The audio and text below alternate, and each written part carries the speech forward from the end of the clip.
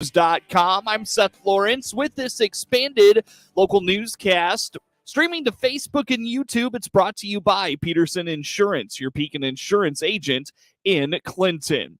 A burn ban is in place in Farmer City for the remainder of the week. City Administrator Sue McLaughlin tells regional radio the dry weather is obviously the reason for this ban, but points out it's just a short extension of a burn ban already in place in July and August. Yeah, as you know, it's pretty dry out there. We're actually in a moderate drought right now, and so we have some concerns about, potential burning fires. And so what we did is we instituted a burn ban for the rest of June, which really is only this Thursday, Friday, Saturday, for leaf and yard waste.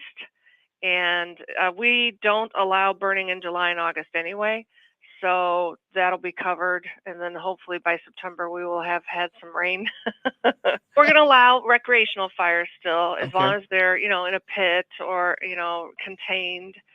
So those are still allowed, but no leaf or yard waste burning. Coincidentally, the burn ban comes on the heels of the city surveying the community in regards to burning in the city. McLaughlin says the community overwhelmingly told city officials they want to leave burning rules in place. It did. It wrapped up, and we had an excellent turnout. I think it was almost 400 people responded, and it was overwhelmingly in favor of burning. So the council heard the people, and they just dropped the subject altogether. Sure. So burning is still allowed.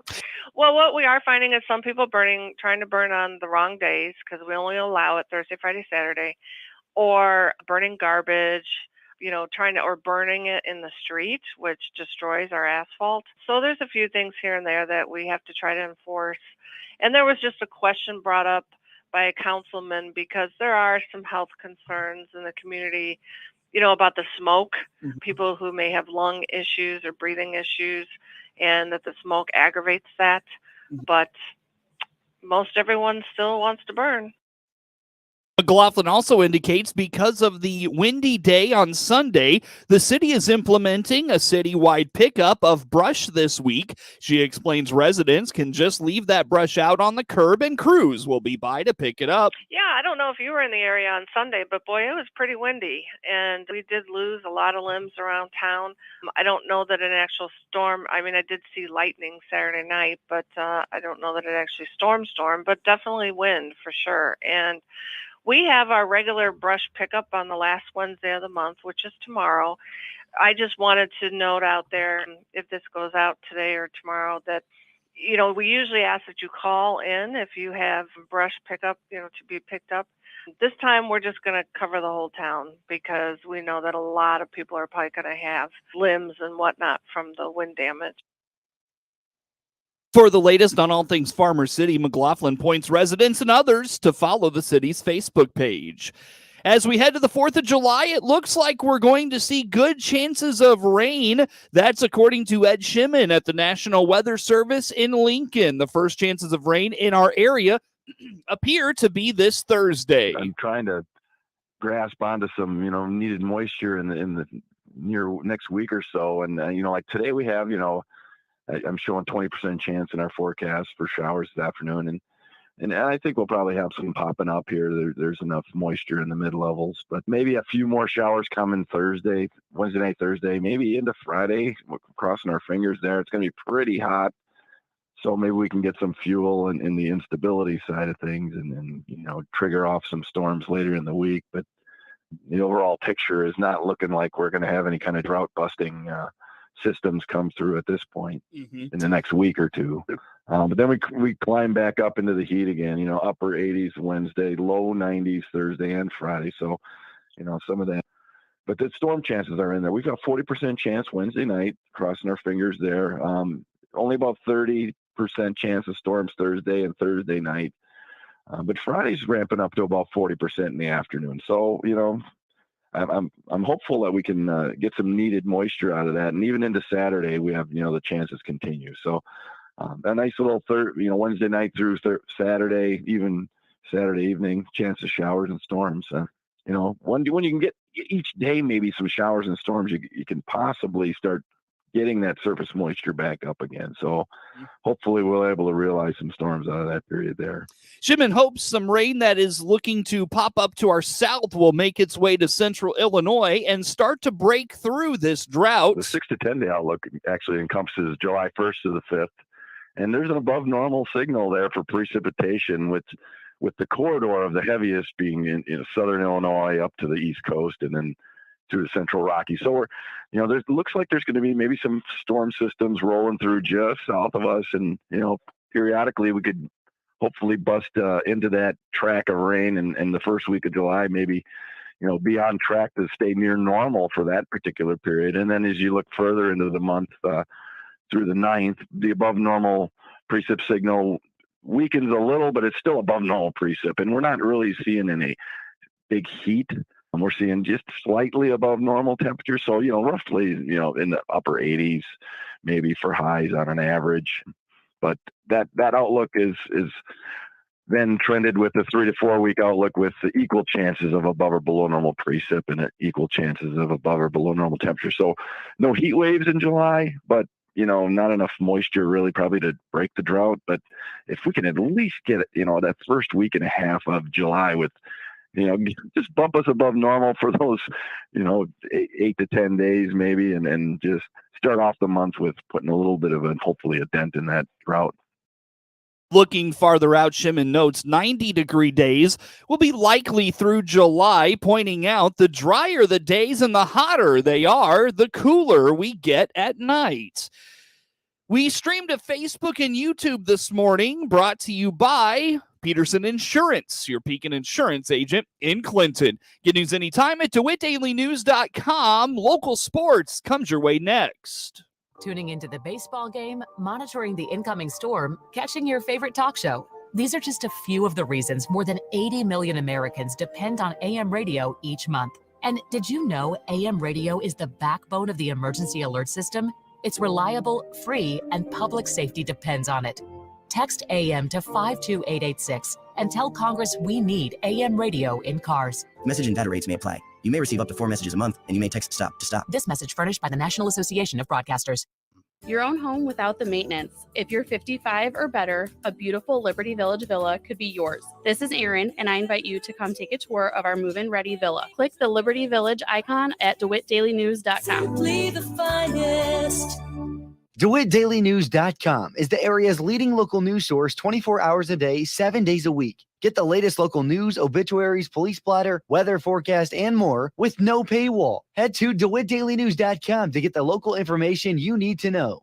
Do you know what to do when a car is pulled over on the side of the road? Get over! First, reduce your speed. Second, change lanes if possible. Third, proceed with caution.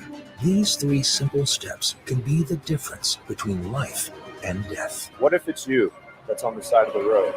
Do you want everybody to move over for you? Do the right thing. Slow down, move over, and drive like your life and their life depends on it. Let's swing open the farm gate together every day on WHOW. I'm Stu Ellis, your host of the long-running agriculture feature called The Farm Gate.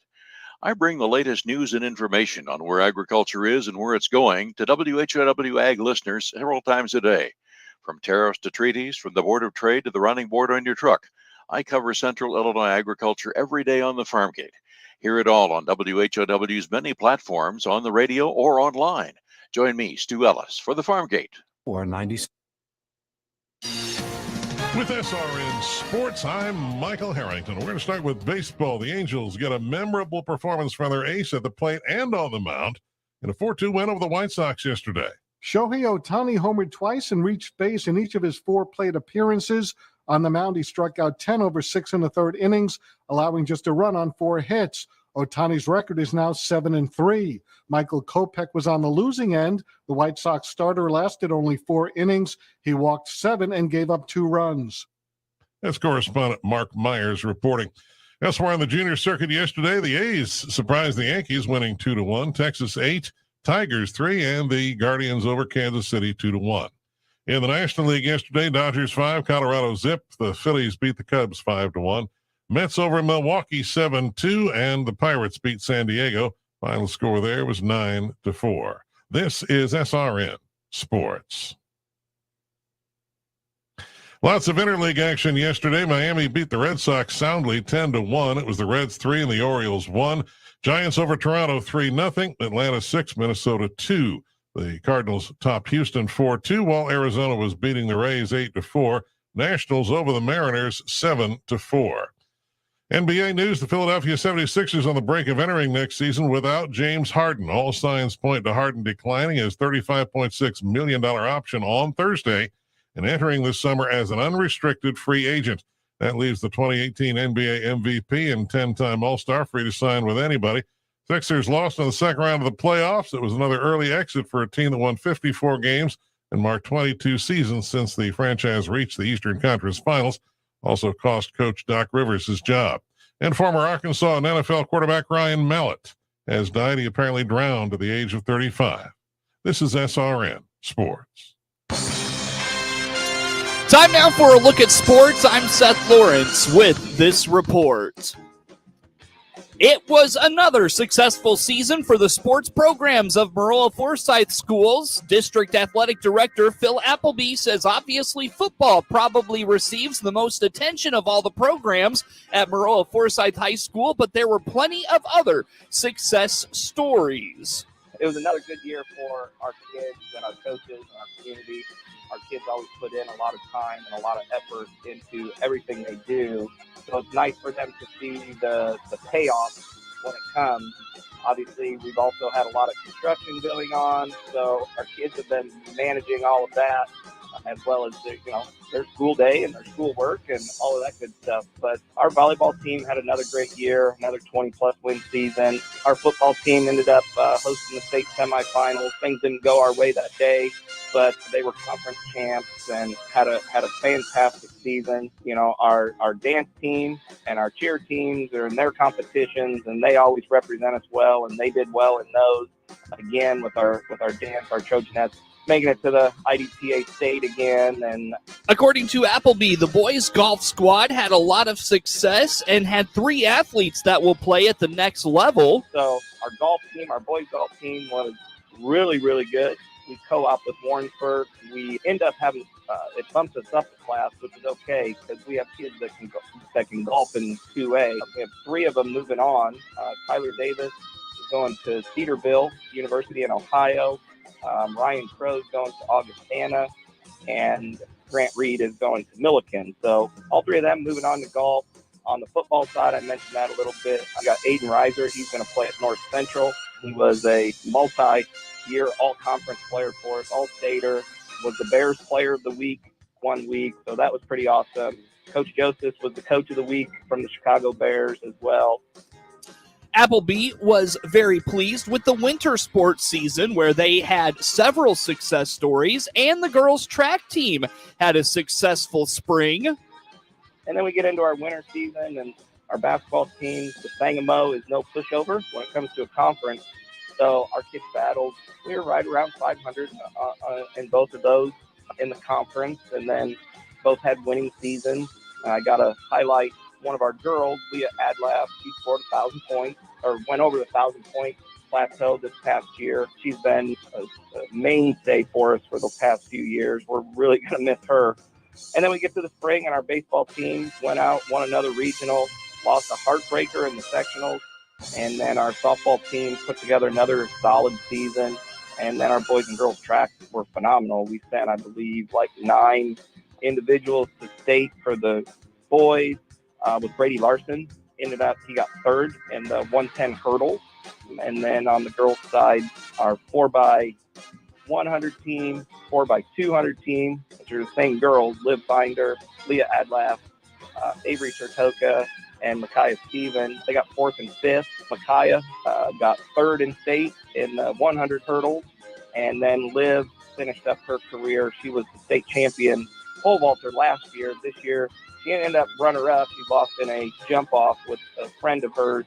So it was really another great overall year here at Maroa-Forsyth. Appleby says he's very proud of their coaches and kids, and he points out they had a girls cross-country runner who qualified for state as a freshman this past fall.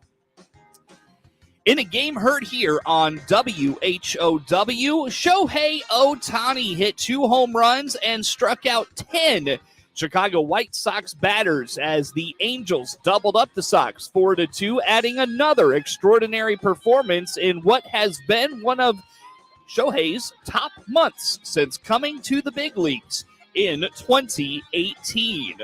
White Sox fall to the Angels in Game 2 of a 4-game series Tuesday night. 4-2 the final. The Sox had the puck on the stick late. The bases were loaded, but Elvis Andrus grounded into a double play to end the ball game. It could have been close. Sox did get an RBI, their first of the night, from Gavin Sheets, who was playing first that evening. The 1-2 is lined out into right for a base hit. It'll score Frazier. Berger on his way to third.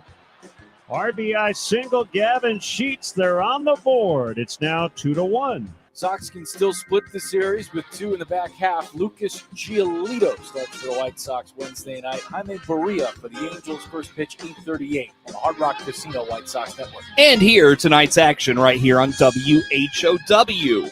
Jordan Montgomery pitched 6-hit ball into the 7th inning in his second straight win, and the St. Louis Cardinals beat the Houston Astros 4-2 Tuesday night. Paul DeJong homered for St. Louis in its return after splitting 2 games against the Cubs in London over the weekend. Nolan Arenado had 2 hits, including an RBI double. It was the first meeting between the teams since St. Louis dropped 2 of 3 against Houston in July of 2019. Martin Maldonado homered for the Astros, who have dropped 7-14 in their last 21 games. Framber Valdez was charged with 4 runs and 8 hits in 6 innings. Houston was up 2-0 before DeJong hit a leadoff drive in the 3rd inning and a sac fly in the 4th. St. Louis went ahead to stay with 2 more runs in the 5th. Arenado doubled home Goldschmidt, who took 3rd on a throwing error and scored on a wild pitch.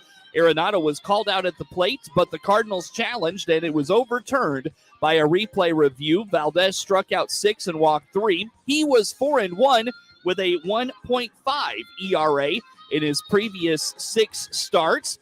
Montgomery permitted 6 hits in 6 2/3 innings. He left with the bases loaded. Giovanni Gallegos retired pinch hitter Bly Madras on a fly ball to left for the final out of the 7th. Jordan Hicks earned his 5th save with a 1-2-3 ninth. The Astros produced an unearned run in the 1st when Mauricio Dubon scored on a fielder's choice. Maldonado led off the 3rd with his 5th homer. St. Louis rookie Jordan Walker extended his hitting streak to 16 games. It was the major's longest active streak, and Miles Michaelis faces the Astros for the first time since 2014 when he was with the Texas Rangers. In his last outing, he lost 3-0 to Washington at Nationals Park, losing his 4th straight decision in the month of June. Brandon Marsh homered twice and drove in 3, helping the Phillies beat the Cubs 5-1 Tuesday night for their 2nd straight win. Phillies left-hander Ranger Suarez pitched 4-hit ball into the 8th inning in a game played in a strong smoky haze caused by the Canadian wildfires. The teams were in contact with Major League Baseball and the Players Association about air quality throughout the afternoon. Marsh hit a solo shot in the 2nd and a 2-run drive in the 5th in his 2nd career multi-homer game. Trey Turner and Nick Castellanos each hit an RBI single for Philly, who has won 3 of 4. Marsh has been on a tear. He's 12 for 21 in his last 6 games. Manager Rob Thompson says the 25-year-old has become more focused and selective at the plate. Cubs right-hander Jamison Tejon was tagged for 5 runs and 7 hits in 5 innings. He struck out 8 and walked 1. Cody Bellinger and Nick Madrigal had 2 hits apiece for the Cubs in their return after splitting 2 with St. Louis and London over the weekend. Nico Horner singled in Chicago's lone run in the 8th off Gregory Soto. Despite dropping 2 straight, the Cubs have won 11 of 15 to climb into contention in the less than imposing NL Central. Philly right-hander Aaron Nola faces Cubs left-hander Drew Smyly tonight. Get the latest in sports anytime from your computer or mobile device at DeWittDailyNews.com.